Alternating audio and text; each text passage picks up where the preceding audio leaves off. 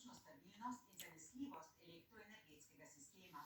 Moti jih, da načrt povečuje uvozno odvisnost naše države pri oskrbi z električno energijo, zdajšnjih 15 na kar 25%. Andreja Lešnik.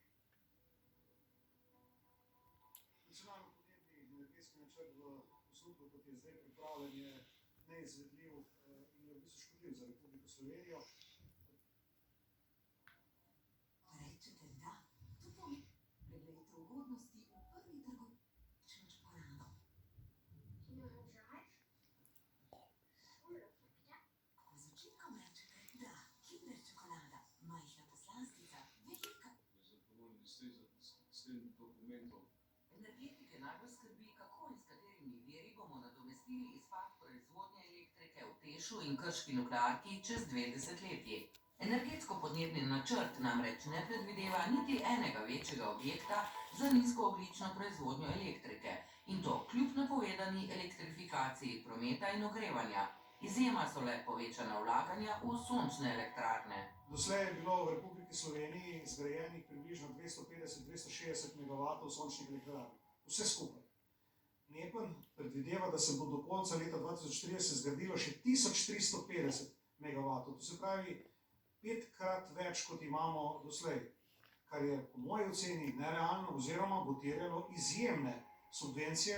Upravljavci omrežij se sprašujejo, kje vzeti 4 milijarde evrov, kolikor bo stala posodobitev in decentralizacija elektroenergetskega sistema. Mi smo že danes na robu zmogljivosti normalnega obratovanja.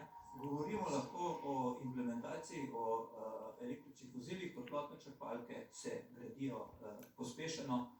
To je trenutno najcenejši in najbolj čist vir ogrevanja in tega bo vedno več. In če ne bomo tukaj prilagajali omrežja in sledili, enostavno ne bomo zmogli, bo prišlo do kolapsa. Nesprejemljivo je, da se zaradi negativne okoljske ocene odpovedujemo najpomembnejšemu domačemu zelenemu viru, naložbam v hidroelektrarne. Brez njih Slovenija ne bo ne energetsko varna, ne razogljičena, svarijo energetiki.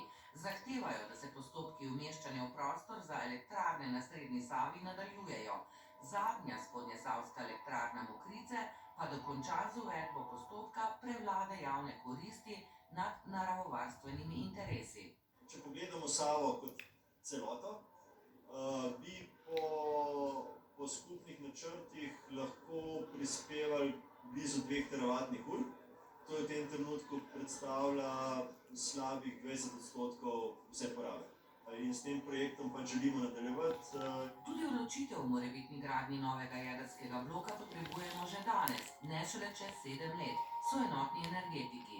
V predinvesticijski zasnovi smo ocenili 3 različne opcije. Zdaj, izgradnja manjšega bloka, reda velikosti 1100 megavatov, električne moči 2 manjša oziroma en večji blok, tam do 1600 megavatov električne moči, in razpon gre od 5 milijard 300 pa nekje do 9 milijard. Po Levičarjevih besedah naj bi bil projekt NEK2 ekonomsko upravičen in okoljsko sprejemljiv. Glavni investitor bi bilo domače elektrogospodarstvo. Verjamem, da je najboljša kombinacija obnovljivih virov energije in pa jedrske energije. Glede zanesljivosti oskrbe je eden najbolj zanesljivih virov, 24 ur na dan. Brez jedrske energije si v Sloveniji enostavno ne znam predstavljati prihodnosti. Energetiki sicer pogrešajo izračune, kako bodo skoraj 30 milijard evrov vredni ukrepi za zeleni prehod v nizkoogljično Slovenijo udarili po žepu končne porabnike energije. Nas, gospodince, zanima, kakšni bodo vplivi na naše položnice. Ali bo še naprej cena 80 evrov, moje položnice, ali bo ta 160 evrov. O dilemah povezanih z nacionalnim energetskim in podnebnim načrtom pa z gosti, to so Sonja Šmuc iz Gospodarske zbornice Slovenije, Tomo Tkalec iz Fokusa in Bojan Kumer, državni sekretar Ministrstva za infrastrukturo. Pozdravljeni.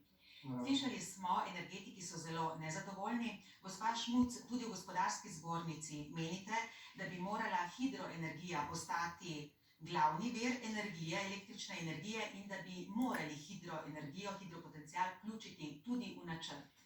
Pravzaprav ne gre, da bi hidroenergija postala glavni vir, ampak če gledamo cilj, ki ga je Slovenija zastavila, doseči 27% obnovljivih virov energije do leta 2030 v končni porabi, potem je treba pogledati, odkje lahko napolnimo teh 27%, in samo z sončnimi elektrarnami, ki jih absolutno potrebujemo, z vetrnimi, z geotermalno, z biomaso, z vsemi temi ostalimi viri, preprosto niti blizu ne moremo priti temu odstotku.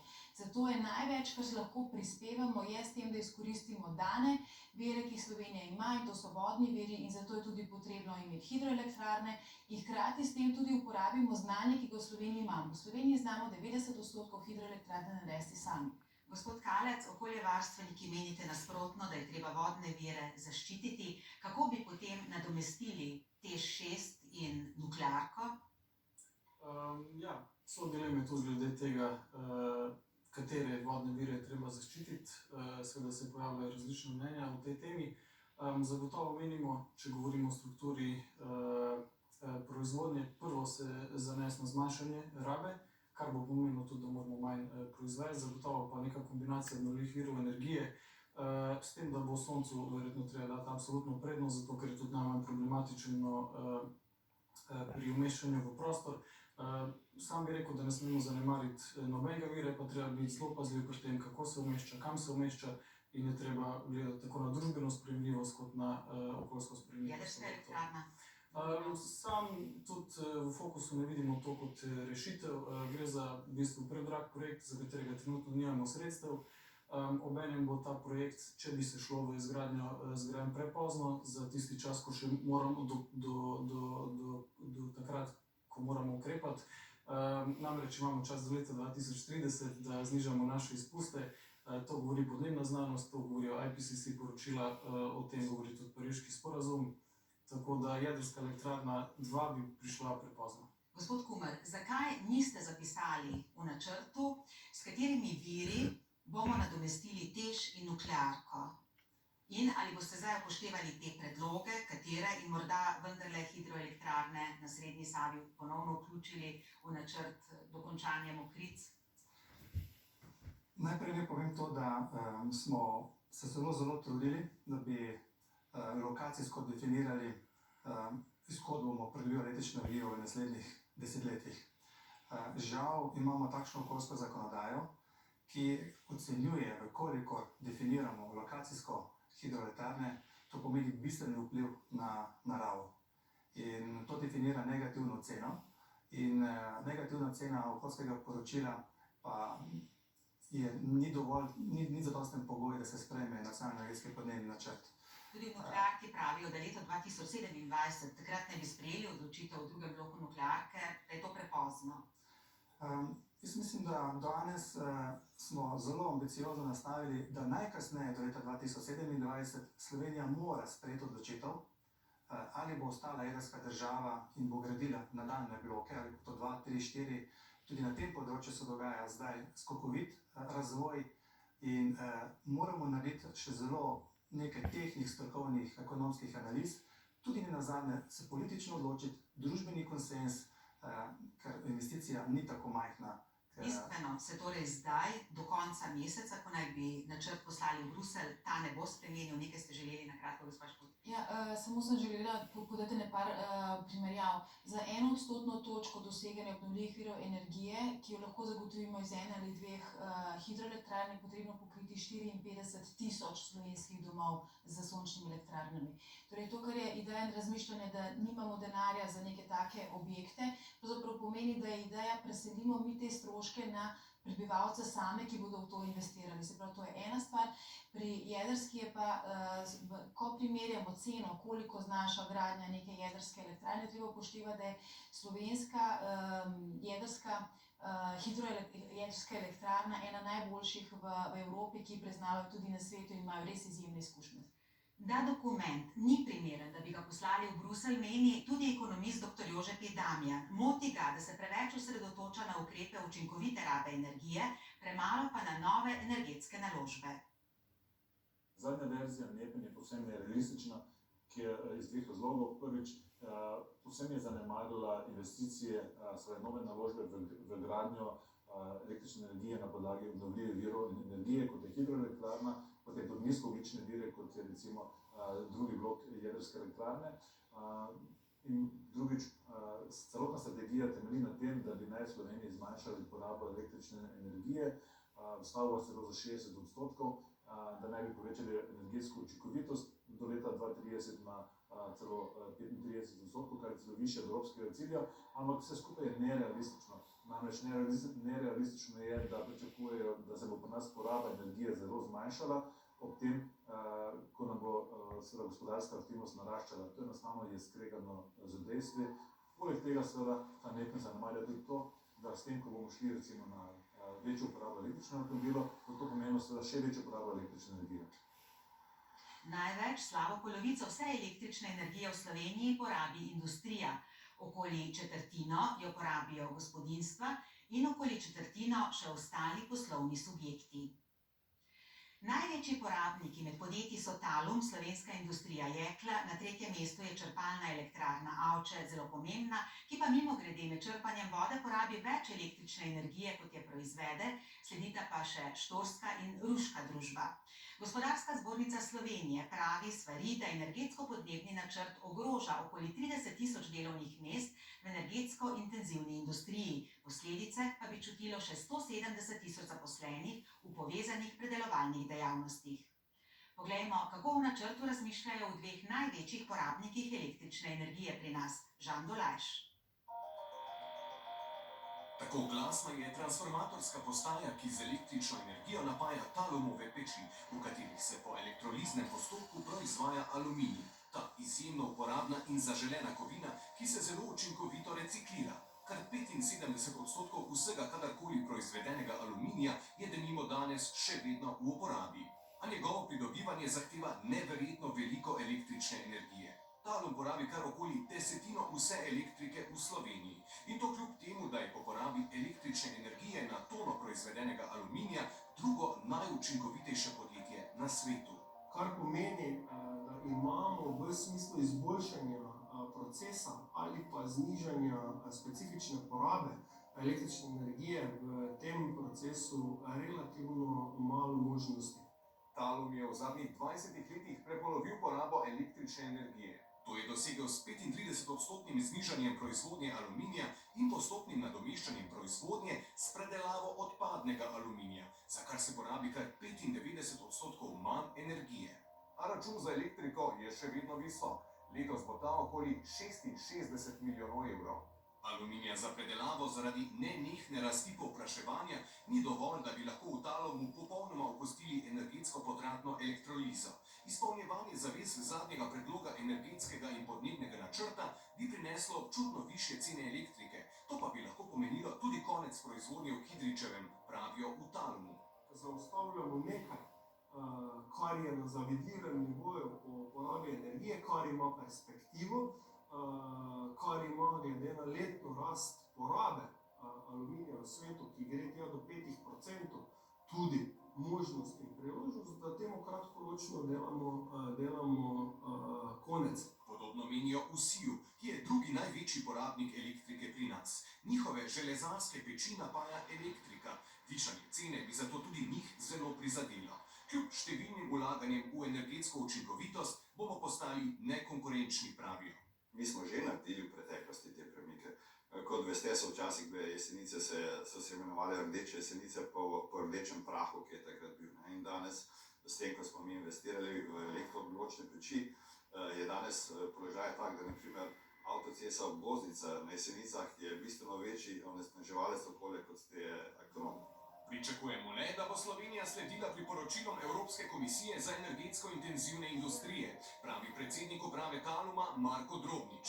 Ti omogočajo državno pomoč v obliki razbremenitev pri prispevkih in dajatvah za energijo. Slovenija in Romunija sta edini, ki teh smernic še nista implementirali v svoj pravni red. Za zmanjševanje porabe energentov v zadnjih 20 letih smo v Talumu potrebovali kar 140 milijonov evrov, razlaga Drobnič. Za nov korak v zeleno smer potrebujemo dodaten čas in sredstva, ki nam jih predvideni energetski načrt ne daje. Če tega ne bo, se bo proizvodnja aluminija pač selila na Kitajsko.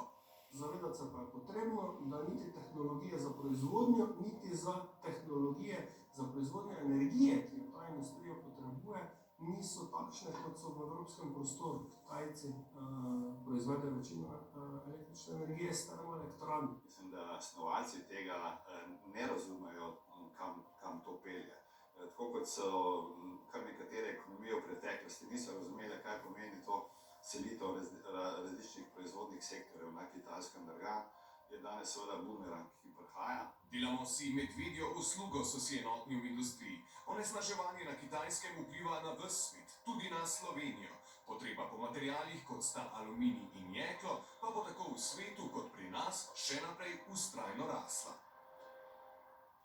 Gospa Šmuc, GZS poziva vlado naj tega načrta ne pošlje v Bruselj, ker bi postal zavezujoč. In rekli ste, da gre pri njem za prevlado ozkih interesov, interesov ozkega kroga ljudi in ne za prevlado širšega splošnega interesa. Kdo je ta ozka skupina ljudi? Veliko krat pravzaprav, da tudi te ozko skupino zelo težko določiš, ker ti ni jasno niti, če gre za okoljevarstvene organizacije, ena meni eno, druga meni nekaj drugega, prav ni nekega soglasja, ampak očitno imajo zelo pomemben vpliv pri oblikovanju. Kar smo mi v bistvu rekli je, da želimo, da se dopolni program 4.1 v nekaj drugega, kot vemo se pripravlja 5.0, ki bo upošteval torej naravne danosti Slovenije, zmožnosti za doseganje ciljev in pa po drugi strani tudi na nek način dajemo en apel tudi Evropi, če bo Evropa ostala osamljena pri doseganju podnebnih ciljev, ki so hvalevredni. Tukaj tudi ni dvoma, da gospodarstvo to podpira, ker vemo, da je brezogljičnost je smer, krožno gospodarstvo je smer, ampak če bomo sami ostali, potem bo to zelo drago in Evropa bo revna, planet pa ne bo nič boljši. Gospod Tkalec, slišali smo, da manevrskega prostora pri teh največjih porabnikih električne energije ni več veliko, pokazali bomo tudi moč naše energetsko intenzivne panoge. Kako bi mi ravnali? Bi enostavno zaprli vse velike porabnike električne energije v gospodarstvu? Zagotovo ne, treba razmišljati o pravični tranziciji, torej da se poskrbi tudi za te sektore, ki bodo doživeli največje spremembe. Mogoče pomanjkljivost na to, da ne vključuje neke ocene, koliko novih delovnih mest, zelenih, trajnostnih, bo pa nastalo zaradi njega. Pa če se vrnemo na to energetsko intenzivno industrijo, so odvisne cene električne energije, ki jih določa regijski trg, torej ne glede na to, da Slovenija karkoli naredila ali ne, verjetno se bodo cene višale. To pa zelo vpliva na njihovo delovanje, torej ne to, kakšne cilje si bo Slovenija zastavila, ampak kakšne bodo cene v regiji. Problem je tudi, ker je Slovenija zelo tretja najbolj industrializirana država v Sloveniji, tudi to bomo pokazali. Sam bi dodal, da imajo tudi precej odpustkov, torej nižje trošarine, nižji prispevek za OVE, tudi nižje dajatve za CO2 in na ta način prinesejo noter. Po drugi strani pa ni nobenih zavez, torej država daje te odpustke, ne zahteva pa od njih, da se vlaga v energetsko učinkovitost, kar bi bilo zelo smiselno in bi na dolgi rok pomenilo tudi seveda večjo konkurenčnost teh podjetij. Gospod Humar, na začetku tega tedna se je končala javna razprava. Ali zagotavljate, da boste načrt poslali do konca meseca v Bruselj? Računate, da boste dobili soglasje od Ministrstva za okolje? Opozarjate tudi na nesoglasje med okoljskim in finančnim ministrstvom? Mi delamo vse, kar je v naši moči, da bo vlada naslednji teden ta dokument sprejela in potem sledi, da ga pošljemo v Bruselj. Mene zelo veseli, da je dokument, in to je lepota tega dokumenta, da je uravnotežen. Vse strukture, vsi sektorji nosijo uravnoteženo breme prehoda v podnebno nevtralno družbo. Evropa si je zadala pomemben cilj. Leta 2050 od tega ne bo odstopala, to tudi govori zeleni dogovor, da bomo podnebno nevtralni. In ta nacionalni energetski podnebni načrt je v prvih 10 letih naredil svojo nalogo. Res pa je, da nam kolikšen delež pripomb boste lahko upoštevali? Gre za zelo nasprotujoče si pripombe. Res je, mi smo... Boste spreminjali cilje? Boste vključevali hidroenergijo? Ne. Ciljev ne bomo spreminjali, vendar je potrebno upoštevati, da so prestali test javne obravnave. Zadali smo si minimalne cilje, mi smo na dveh pomembnih ciljih, ki Evropo najbolj tarejo, nadpovprečno ambicioznejši. Res je, obnovljivi viri energije je domača naloga in to tudi v NEPN ustrezno naslavljamo, da moramo v prvih 2-3 letih spremeniti določene okoljske postopke, da bomo lahko znali učinkoviteje umeščati obnovljive vire energije v prostor. Še nekaj zanimivosti povezanih s planetom. letom Grenlandija, ki zelo močno čuti podnebne spremembe, se je odločila vodo, ki nastaja pri taljenju ledu, izvažati. Po navedbah znanstvenikov se je med letoma 2012 in 2017 vsako leto stalilo skoraj 240 milijard ton ledenega plašča. Voda je zelo čista, doslej so podelili že 9 od 16 razpisanih licenc za izvoz. Ob dnevih, kot sta nedavna Valentinovo in prihajajoči dan žena, pa prihaja v ospredje cvetje. Največja pridelovalka vrtnic na svetu, Nizozemska, jih vzgaja predvsem v ogrevanih energetsko potratnih rastlinjakih, zato so še pred leti nizozemske cvetlične farme svojo proizvodnjo množično selile v Afriko, čež da vrtnice tam rastejo na prostem in je njihova vzgoja zato prijaznejša do narave. Ampak ali je res tako? Darja Zupan. Te vrtnice lahko prihajajo prav iz Kenije, ki je ena izmed največjih izvoznic vrtnic in ima na evropskem trgu skoraj 40% tržni delež. Kar 2/3 kenijskega cvetja gresta na trg skozi Nizozemsko in tamkajšnje cvetličarske družbe in ekološka razlika. Vrtnice iz Nizozemske proizvedejo kar 6-krat več ogljikovega dioksida kot tiste iz toplejše Kenije, saj moč potrebna za ogrevanje rastlinjakov povzroči veliko več emisij ogljika kot 7000 km dolg let. Kljub temu podnebni aktivisti v glavnem mestu Kenije ne menijo tako.